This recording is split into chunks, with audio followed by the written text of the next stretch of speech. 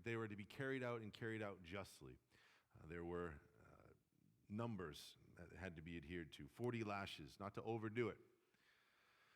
To regulate corporal punishment is a good idea, and by the time Paul is ministering, the Jews thought it was compassionate to do 40 minus 1, right? And Paul said that.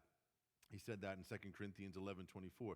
5 times I received from the Jews 40 lashes minus 1. So they thought, you know what? We'll go a step further. In our holiness, we will make sure we do not go above that mark of 40. Let's not even go near 40. Let's go 39. Right. Romans 13:4, Paul says, the role of government is to justify the righteous and condemn the wicked. It's only when you are doing wicked that you should fear the government. In a perfect world, I should say. But that is what the Bible says. And so here in Deuteronomy 25, you see that to be true. You have no concern over 40 lashes. Do what's right. Don't be concerned with being a miser or trying to get ahead by selfish or dark means. Do what is right, live in the light, and you won't have to worry about these things. You may deem it compassion when you withhold punishment from your child when they have done wrong. But when you look at society, those who have received a slap on the wrist, so to speak, or an easy sentence, a light sentence, it creates something. It creates a lack of fear in the one who has the desire to do evil. See, structure, foundations, all of these things in the society, the justice system, it all crumbles in a society when there becomes chaos, when right is only right some of the time, when justice only prevails some of the time. Fear arises in law-abiding citizens when this is the government or the rulers over you. And you know what?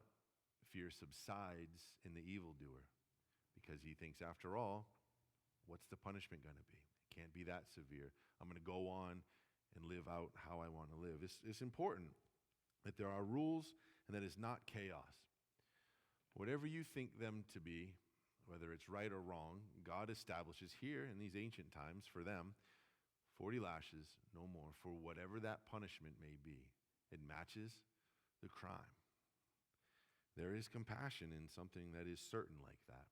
And I pray that you see that you know that. God is not the God of chaos, but of order. And then verse 4, it's used by Paul in 1 Corinthians 9:9 when he says the very same thing. It speaks of the ministers. It speaks of those who would go and deliver the good news, that would come in and devote their time, their energy, their life. They would sacrifice everything in order to come into the land and to deliver the word and to work and to love and to build up community and to establish the truth and the light and to stand in the way of those that would desire to do evil towards the flock. Muzzle the ox while he treads out the grain. Workman's worthy of his hire. I've had the elders use that against me when I've said, hey, listen, you don't have to pay me. You don't have to pay me a certain amount. We have these negotiations. Like I'm blessed. You guys bless me mightily. And they always use. I don't know if they use it because they look at it like I'm an ox or an animal, or they're talking like I'm the teacher. But either way, they use it against me, and then they always get their way. So the elders always bless. They're a wonderful group of brothers, but I've yet to figure out what they actually mean by that. So. Listen, if God cares enough to mention the animal kingdom and how he cares and is concerned for them, how much greater is his concern for you? He loves you. He loves you. And if you're in the position to take care of both animal and those that belong to the Lord, do right by God. Be a blessing. Verse 5, as we move forward here, it's interesting that this is here. We're going to go through it. It says, if brothers dwell together, and one of them dies and has no son, the widow of the dead man shall not be married to a stranger outside the family. Her husband's brother shall go into her, take her as his wife, and perform the duty of a husband's brother to her. And it shall be that the firstborn son which she bears will succeed to the name of his dead brother, that his name may not be blotted out of Israel. But if the man does not want to take his brother's wife, then let his brother's wife go up to the gate to the elders and say, my husband's brother refuses to raise up a name to his brother in Israel. He will not perform the duty of my husband's brother. And the elders of the city shall call him and speak to him. But if he stands firm and says, I do not want to take her, then his brother's wife shall come to him in the presence of the elders, remove his sandal from his foot, spit in his face, and answer and say, so shall it be done to the man who will not build up his brother's house. And his name shall be called in Israel, the house of him who had his sandal removed. What a horrible insult. Imagine, you know what? In God's eyes, that is a horrible insult. Because God has established it so that there is a legacy. There are rules in place in order to take care of families, to take care of women, to ensure that the name of this man remains. And if he can provide a child, particularly a male child, but if no male child, then a female child was the one that was going to be heir of all that the father had. The inheritance belonged to them. If he could do that, then God would bless that. If he did not want to do that, then he was not living up to that which God's command was. But what's in a name? Well, for the Israelites, it's everything. God establishes things based upon a good name. To carry on a name, a heritage, a legacy. A child which bears the name of that dead brother would go on to create a legacy, to inherit certain things that were his. You know, I spend time with my son, Ezra, talking about these things. You might think it's weird, but as a dad, I think it's important. Last Saturdays, we were driving to Bangor together, just him and I. He's sitting up high in the front seat of the truck. Probably not legal, but I love having time with him just to converse back and forth, and he loves doing it. So we were driving to Bangor, and I asked him, do you know what it means to have a good name, Ezra? And he said, no, I'm not sure. And so I began to explain to him what it meant to have a good name, and then I took him back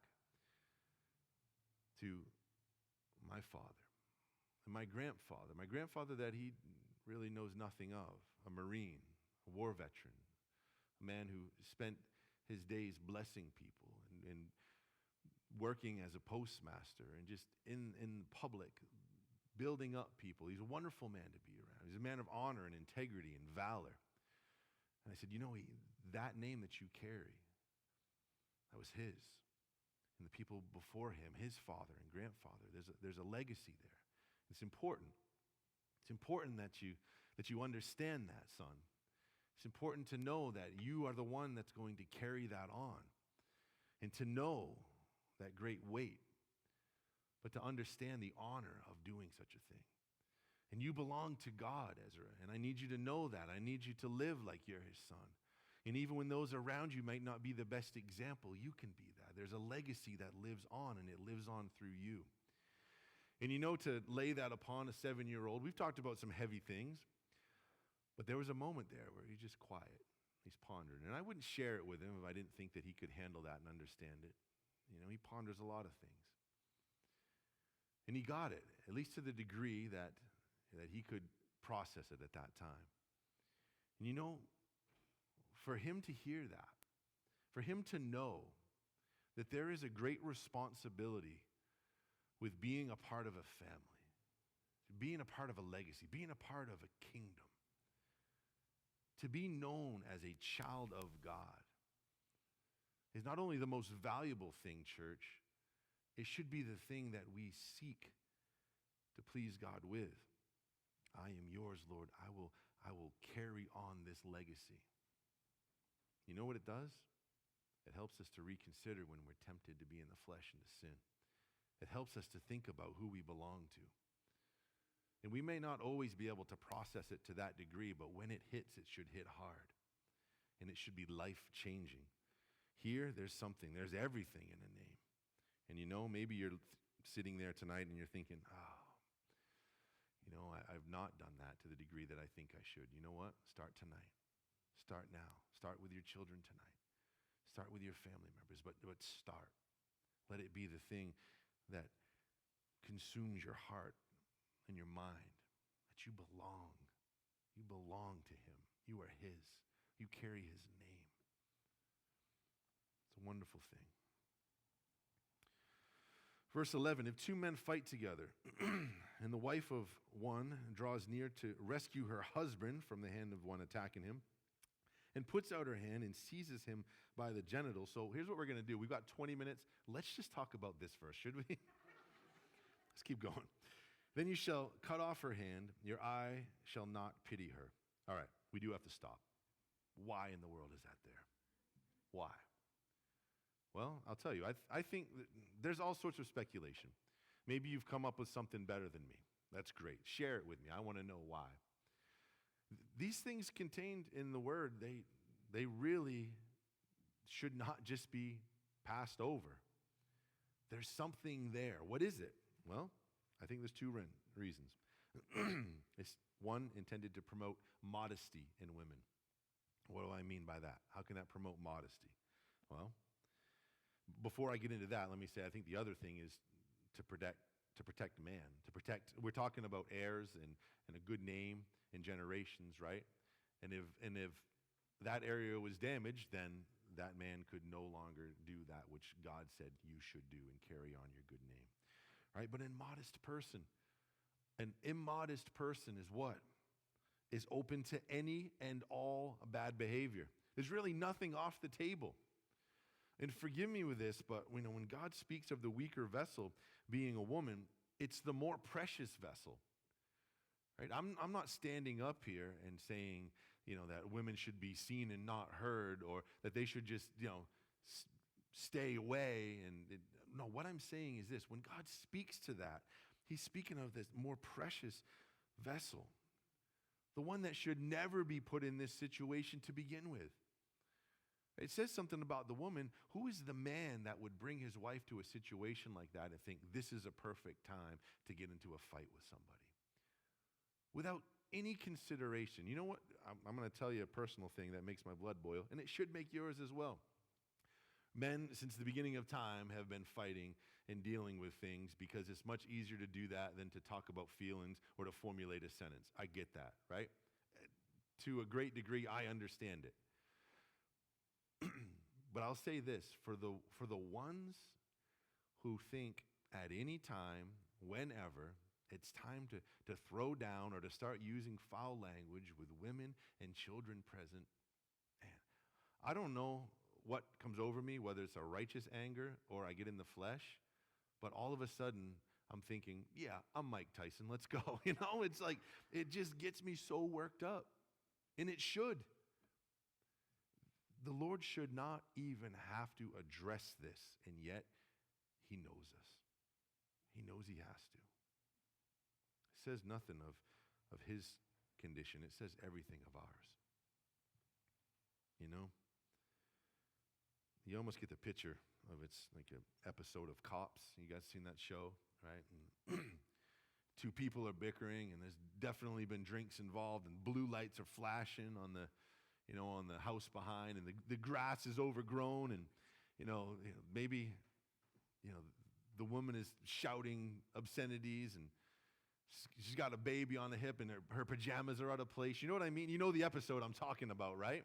You kind of get the image that this maybe is what's going on here. There is no reason whatsoever that these things should be done in the presence of women and children. And for the immodest person or the woman that thinks, no, I want to be right in the middle of this, shame on them. God has called them to a precious, holy existence. And for them to be in the middle of that, it's just a sad situation. It's a sad situation that we ought to really consider. Consider the things that we do and say, how we conduct ourselves. And I pray that the women in our midst never are around that. And that if their heart has a tendency to go towards, I'll even the score here, let the Lord work on your heart this evening. Remain that precious vessel that the Lord sees you as. Allow the men around you to do that, to protect that integrity and that purity within you. See, we have a problem in this nation. I was listening to this guy, this secular guy, and I don't know if he's a believer or not.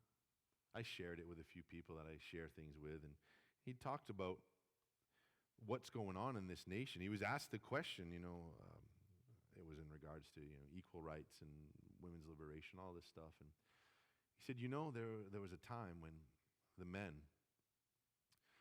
they stood up and fought for the freedom. And he looks up and he said, that jet passing by right now is a symbol of that which men worked for in order that they could experience the freedom. And you know why they did it? Well, we may vary on this, and we may say it's because we want to honor God and we stand for truth, right? He said, because we want the approval of women. We want women to be happy. And he said the moment that this scenario was created, where that which was fought for, and the women who supported the men and said, yes, I want to be safe. I want to be protected from evil. I care and have great concern for children and my children and bringing them up right. And these roles were understood because we loved one another. And then when it came to the place where there was so much peace and freedom, and all of a sudden, certain women would say, I want what you have. I want that position that you have. I want that throne, so to speak. And what happened, or what has happened in this society, is that men with the desire to still please women and to be approved by them said, whatever makes you happy, hon, have it. And then everything started to get jumbled up. And so now you have men, as he said, that stay at home and play video games and drink beer and get high because they don't have a calling. They don't understand what they were made for. And the only reason why it was even a justified calling was because women, with their power, their influence, said, yes, we will give you that position of authority. We want to be protected. The moment that crumbles and this changes, we now see what's going on around us. It makes sense? Right? So for us tonight, let us remember that God has established things, and they are right. And if we are living in this country that is filled with peace and prosperity and the ability to do whatever we want to do, and there's a freedom for men to say they're women, women to say they're men, and there's all sorts of confusion going on right now. It's still a freedom of theirs. The problem is that even though you may not understand, because you have now lived almost your whole life in this freedom to do whatever, we have to come back to the fact that there is a standard, and God has established these things, and they are for a reason. And if we're not on the front line understanding that reason, and the women right now are not understanding that we are supposed to be in a position to protect and to bless and to gain approval, because we want them happy. If all of that is mixed up, that doesn't mean that we get to change the rules or truth. God has established them. Here is a great example of that. And in the end, if we understand at least that God is right and we should follow this, then we are going to be together the most blessed.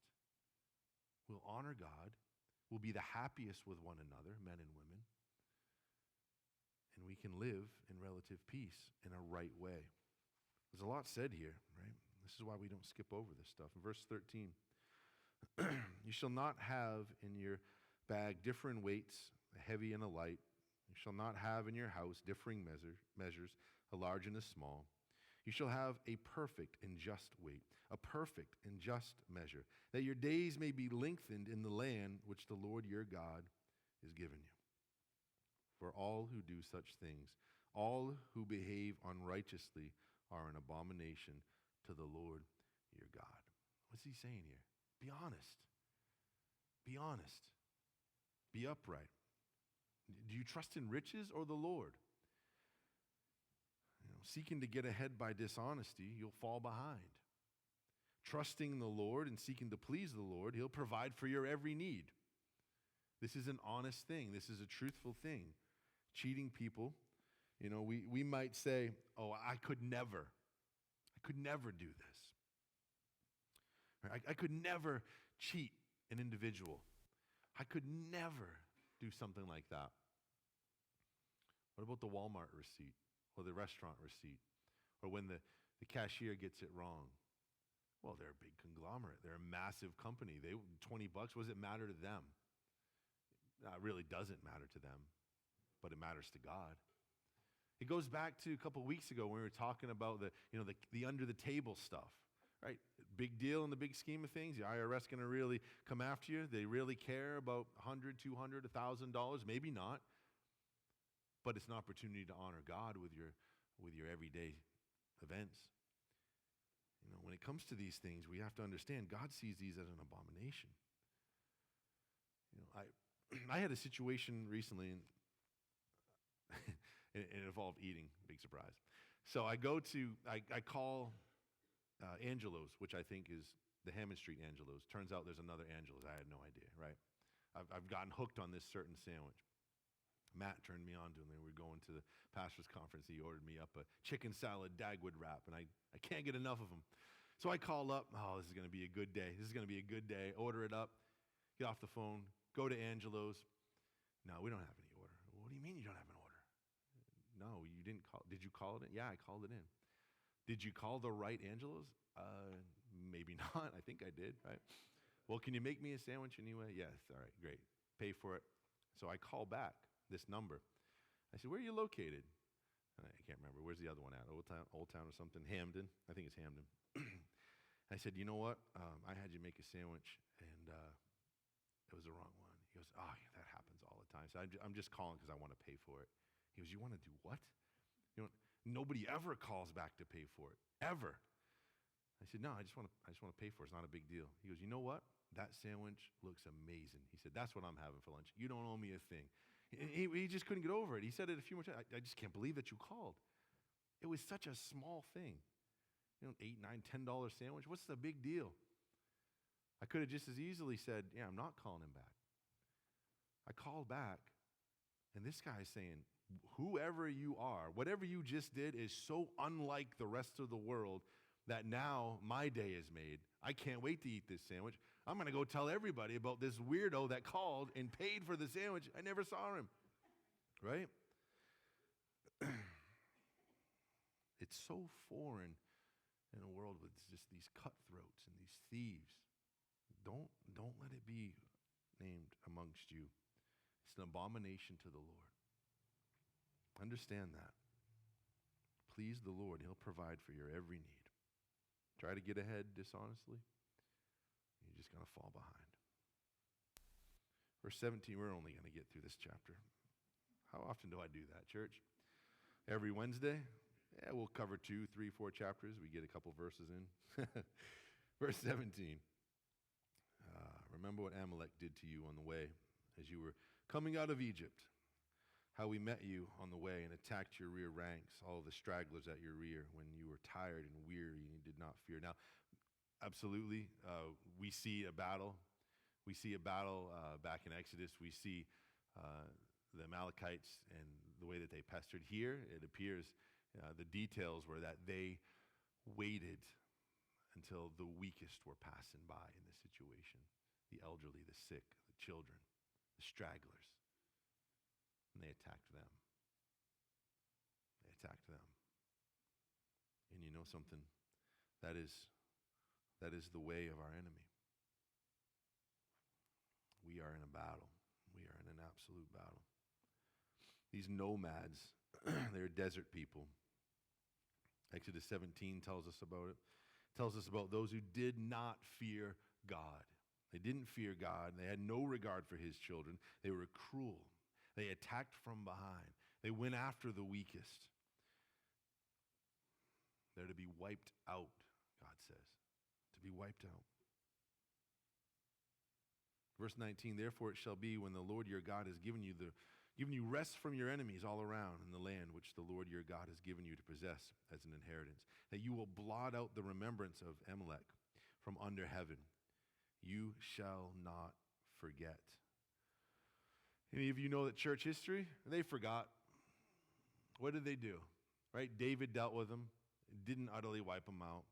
All the way back through, they were a wicked, bloodthirsty, evil people that sought to wipe out, do damage to, cause distress. So then, how do we deal with that? Are we looking for Amalekites? Are we saying, oh, there's got to be a people like that? Let's go to war. No. You know where the war is, church? The war is right here. The war is between flesh and spirit. God's children, right? They are filled with, they are alive with the Spirit of God. And we have to daily mortify the flesh. If we don't utterly mortify the flesh, and it's a battle every day, we allow any of it to live and exist, it's going to gain power. It's going to gain influence. And you know what? It's out to get you. That's the truth. We give so much credit to Satan and to evil and say, just avoid that. No, you have to know that within you there's a flesh that wars against the spirit. Paul says so. Jesus says so. There is a war within you. And if you don't utterly destroy those fleshly thoughts, then they will grow in power and they will come back. Just like we saw it in Samuel. Years later, the ones that were killing the kings, killing the judges, killing those Israelites were the Amalekites. They were supposed to be wiped out, eradicated, not be allowed to exist or have power or domain or dominion. So we need to take this seriously, conquer it. And tomorrow, conquer it again. Let's struggle. And when you're struggling, keep conquering. And we need to pray for one another for that. We need to seek the Lord in this matter in our own lives, but we need to hold one another up when we're struggling. Amen? All right, let's pray. Lord, thank you for this time in your word and the time of worship, the time of fellowship now. I pray you bless each